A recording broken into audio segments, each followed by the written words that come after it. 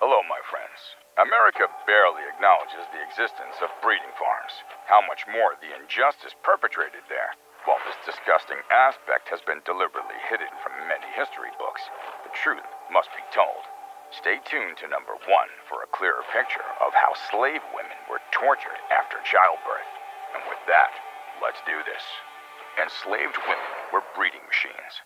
In 1808, the U.S. enacted a law prohibiting the importation of slaves into the country. This meant a limited supply of workers across the booming economic cities.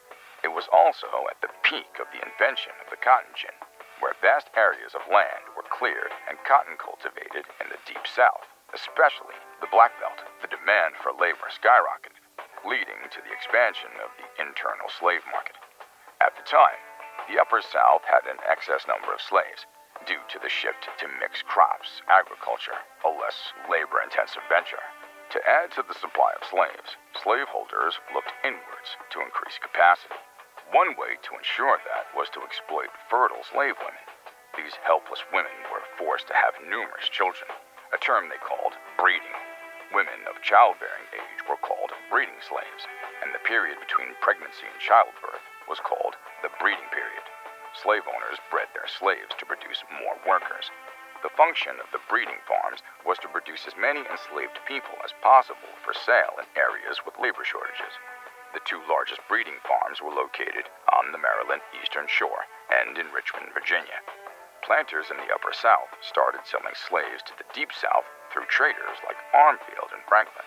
The Ohio River and the Kentucky were major slave markets and ports for shipping slaves by the Mississippi. Offspring produced were separated from their families and sold. Before the Civil War, it was common for slave owners to rip families apart and sell them to other slave owners. Rape wasn't the only injustice done to women in breeding farms. One of the worst things was separating a mother from her child after birth. And you know what's worse? The federal government kept these going with the fugitive slave laws and other rules that defined African Americans as property that enslavers could handle however they wanted. Most U.S. policies assumed that family was less important to people of color, and that the people involved were less than human. To justify tearing families apart, the government first dehumanizes the target group, particularly African Americans, Central Americans, and Native Americans. Slaves went to any length to keep their families together, but there was a limit to what they could do.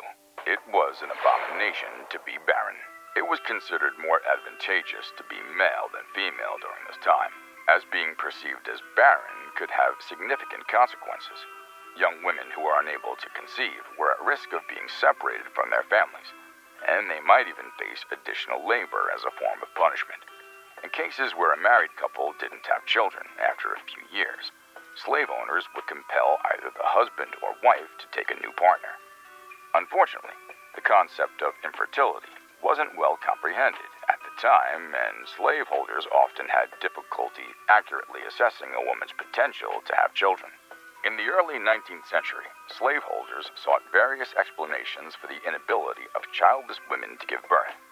They attributed such circumstances to divine providence, while also closely scrutinizing the woman's behavior and living conditions.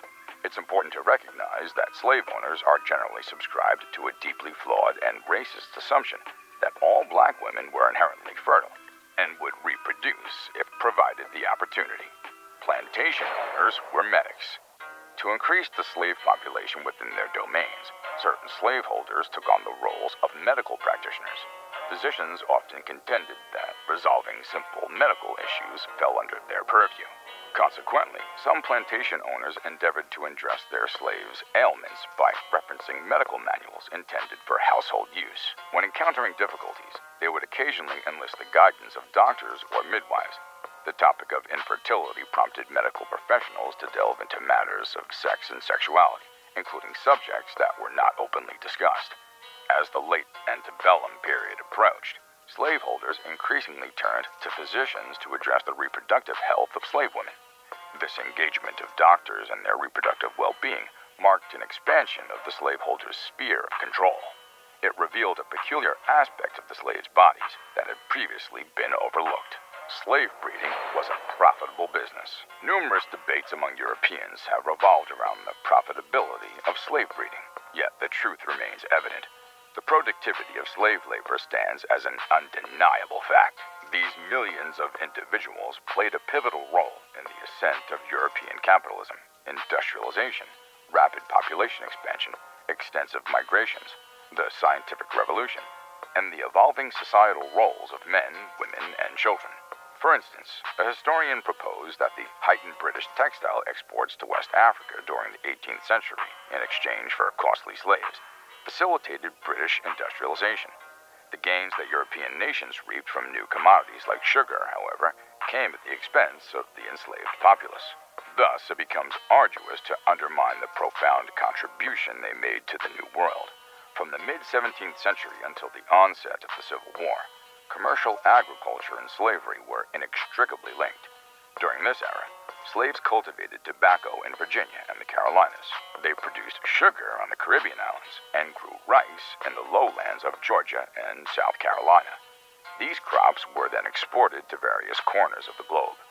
The argument surrounding the contribution of slaves stems from the fact that neither Southerners nor Northerners were primary consumers of the fruits of the slaves' labor. By the late 18th century, some slaveholders began to question the value of slaves. The dwindling tobacco lands and declining crop prices transformed once prized slaves. Enslaved women who were good breeders were treated better. Recall that I mentioned it was considered an abomination to be barren as a black slave. Similarly, individuals viewed as successful breeders received comparatively better treatment. This manifested in lighter workloads and improved food provisions. The master's motivation was to maintain their health and strength for their reproductive role. Those who were fortunate experienced long periods of recovery and were permitted to spend time with their infants before the babies were eventually auctioned off at a young age. This cycle persisted for breeding women until they reached an age where further childbirth wasn't feasible. Unfortunately, many of these women often succumbed to childbirth-related complications due to the strain on their bodies from frequent pregnancies. Conversely, enslaved women who became pregnant but weren't designated as breeders received minimal or no care. They were expected to continue their tasks and toil from sunrise to sunset, even while dealing with morning sickness. Women who served as personal slaves had relatively better circumstances, yet they remained subject to the demands of their slaveholders. Midwives used homemade remedies. Some fortunate women who were part of breeding programs had access to doctors who attended to their needs.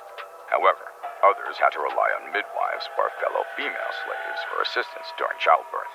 Midwifery skills were often transmitted from mother to daughter, or from an older sibling to a younger one. Male midwives weren't common, as they were usually engaged in other tasks. These midwives primarily employed homemade remedies, special concoctions, and compresses derived from plants and herbs. Competent midwives provided their services to multiple households in exchange for payment, attending to both slaves and white women, which proved to be a lucrative source of income. Tragically, it was frequent for slave women to lose their lives during childbirth. While factors such as inadequate nourishment and excessive labor played a significant role, slave masters held differing views.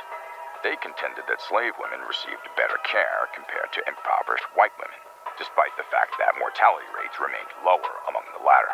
Slave mothers were given little or no time to recuperate after birth. A black female's worth was tied to how well she reproduced. If she wasn't a breeder, she had better be a productive worker. Ironically, after birth, slave mothers were forced back to work with only a short resting period. Some plantations, especially those with cotton ready for picking, gave mothers only 2 to 3 days to heal. If a slave woman encountered complications during birth, she was given a few more days of bed rest. If she doesn't return to her former self within the period, she's sold. Kids were cared for during the day by the plantation nurse, who was too old to work. Mothers visited their children 3 to 4 times a day to ensure they were fine. Frequent visits were not allowed to obstruct workflow because it was a recipe for disaster. Until next time, adios.